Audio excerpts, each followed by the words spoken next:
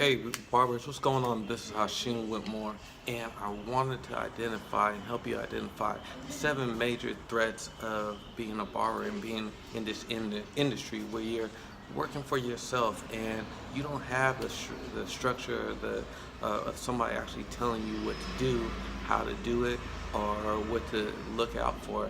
And a lot of times in barber school, they don't tell you what to expect once you actually get into this industry. So I wanted to give you like 7 things that you're really gonna have to know and really gonna have to understand so you can be successful, right? And one of the things that a lot of barbers have problems with, or number one thing, is generating more clientele or have a system of generating more clientele. A lot of times we'll end up here in the shop, or you'll start at the shop and you wait, you wait, and hopefully you get a cut. And that's not having a system. That's just being a reactionary type of barber. Actually, having a system is saying, you know what, uh, every week I'm going to be doing something with my marketing, right? And this is going to be a system. I'm going to take steps A, B, and C to get my online presence out there, to work with my business with referrals, to do different um, different different steps to generate more clientele. And don't think because you don't have anybody sitting in your chair right now, or that you don't have an influence, you don't have a circle, you don't have people that you can reach out to and have a system for generating clientele. But you're gonna need to have something that works for you. You're gonna have to dedicate a little bit of time every week, every day, depending on how you run your business. You have to know that marketing and generating a system or that generates leads is essential to your business. Next, you're gonna actually, what a lot of barbers go through is they have emotional highs and lows that come with being in this business. They start off at the shop one day, they got 10 heads, the next day they got nothing. It might be 2 or 3 days like that, and then they start getting depressed. And look, from personal experience, you got to handle what's going on up here. What's going up here is very important. I made a big mistake when I was first starting off. Is I was working at a shop that had no walk-in traffic, no street visibility, weren't advertising, and other barbers that were there for years already had this clientele, and I was hungry and I was like starving. And so I kept on speaking like negatively about the business. Some days it'll be one client, some days it'll be 10. Like I said, to me it was business is slow because bills are piling up, booth rent is due, and things are slow. There's nothing that's really can help it. And all you see is your chair being empty, your pockets being empty, your stomach being empty. But that all changed. I remember one day I was talking to my mom and she was asking me about how my day was. And she said something really important to me after I said it was slow. She said, you need to stop speaking negatively about your business and the things that you love. You got to start speaking life into it. And at first, no lie, it was hard, like really like challenging to say, and you know what, today was a great day. I'm always busy, and to start saying that to myself and start saying that to clients. But eventually, something happened is that my mind state changed, and my mind state changed to a point where it didn't matter if I had one person or a hundred people sitting in my chair. I was happy. I was already joyful. I already saw the success of doing something in a business, in a career field that I chose, that I loved, and how important that was to me. In time, the manifestation of that also happened, and then before I knew it, it was clients that were lining up, people that were coming back, people that were bringing referrals back to me. And so it all comes into positive expectation, a positive mind state. So if you have been telling yourself that your business is struggling or you're focusing on all the obstacles, then that's all you're gonna see. So start seeing the positive solutions, the positive expectations, the positive clientele that's gonna be filling up your chair, filling up your pockets, filling up your business, and allowing you to do all the things that you want. Number three, it's very hard, especially when you first start out, to stand out amongst the competition. You see, the shop that I'm at is there's 13 barbers here. Down the street, there's a block down the street. There's another shop on this side of the street. On the other side, there's another shop. 2 blocks down, there's another barber shop. 3 blocks down that way is another barber shop. So you're not only trying to stand out amongst the people that are in your shop, you're trying to stand out for the people that are on your block. You're trying to stand out to the people that are online, that are killing it in social media. You're trying to stand out, just period. I gotta let you guys know this one really important thing is that you have value. You have extreme amount of value. You have skills. You have a love for this industry. You have something that nobody else can bring to the table. That's you. That is you, and that has value. You have value, and so knowing that there and going forward, all you have to do is look at different ways to stand out and to be the best projection of you as possible. And that could be in the way that you reach your clients. That could be in the way that you keep your station. That can be in the way that you follow up and ask people how their service was and how you remember their names and how that you send them a birthday cards, or how do you care for your clients and actually connect with people.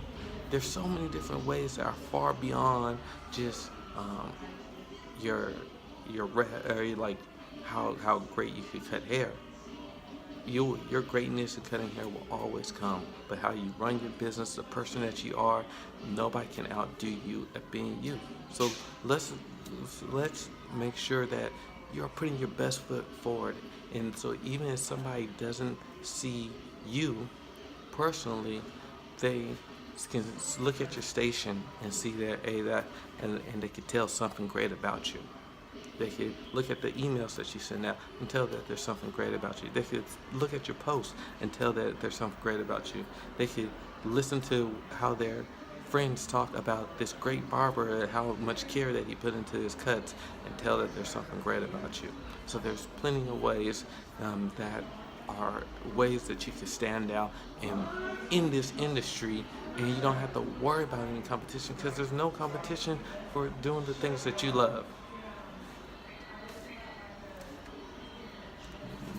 The next thing that really is challenging for an obstacle for barbers is lacking structure and time management, and this is key. So structure and time management, if you ever been a person that said like, man, I wish I just had more hours in the day, I just can't seem to get everything done that I want to, it's probably because you're not managing your time. You're not actually structuring your life out. And I don't think that I haven't struggled with this, or it hasn't been something that I've gone through too. Hey, I was almost 300 pounds before. I didn't know. My excuse was, well, when am I gonna find time to work out? I got work I got to do at the barber shop. I didn't have necessary all the time to market, so I didn't have a structure or time to actually get more clientele. There was all these different areas. And when I did get clientele and when it started booming, wasn't taking a lunch. I wasn't taking care of myself. I wasn't having breaks. So one of the things that you can do early on is look at your life. And this is even before you start your day at cutting hair. But look at how you can structure certain things to get you prepared for the day. and that might come in doing your meal prep for the week. When you do meal prep for the week, that probably be a great time to follow up and do all your blocking off all your lunches for the upcoming week or the upcoming month. You know, blocking off your break times, preparing your clothes, preparing your station when you get to work. You know, and having a system where you sanitize after every client, you wash your hands after every client.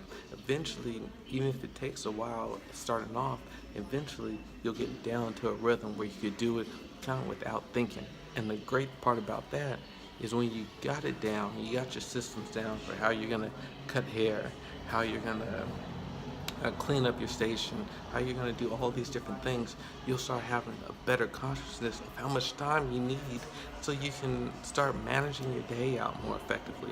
Because you're going to have family, you're going to have friends, you're going to have a business life, and you're going to have a personal life that it's going to have some type of balance.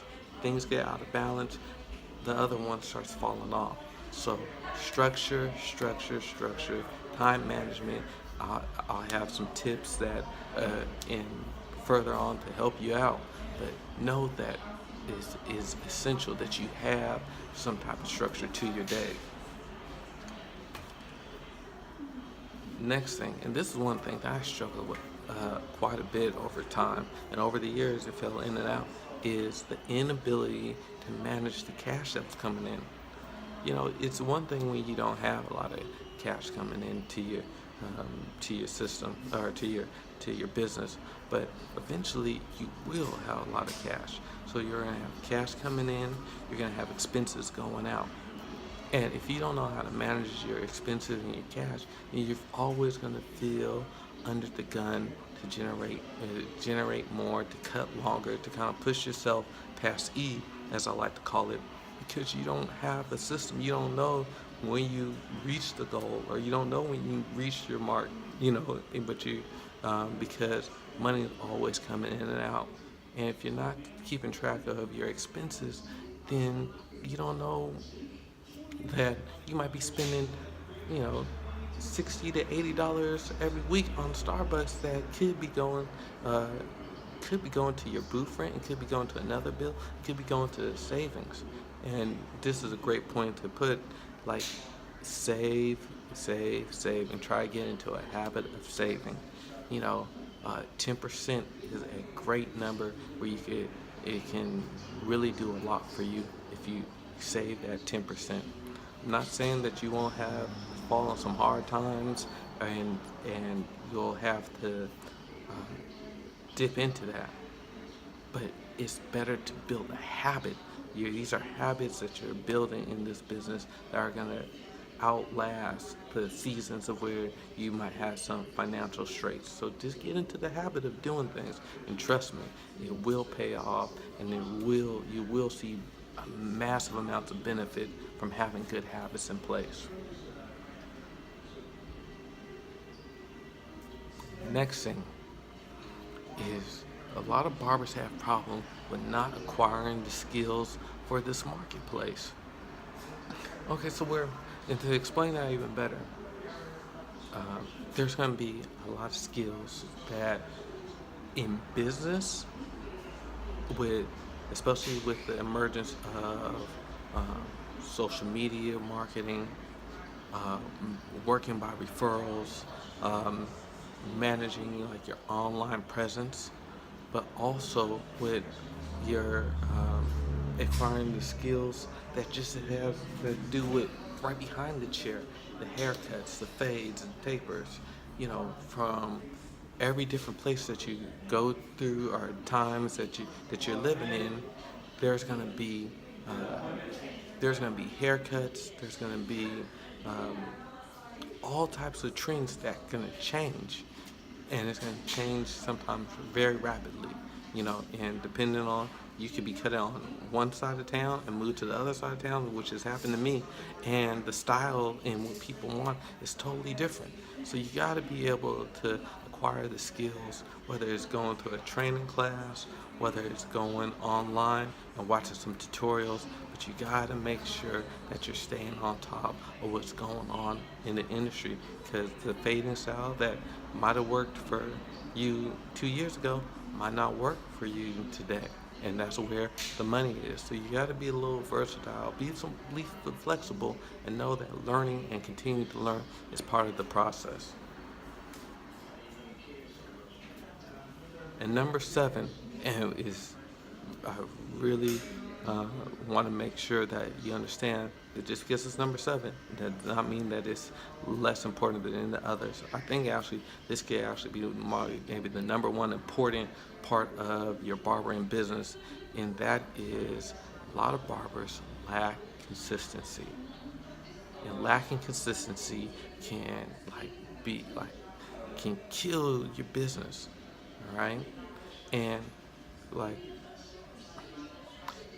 your consistency is your business. This is what people buy into. It's your brand.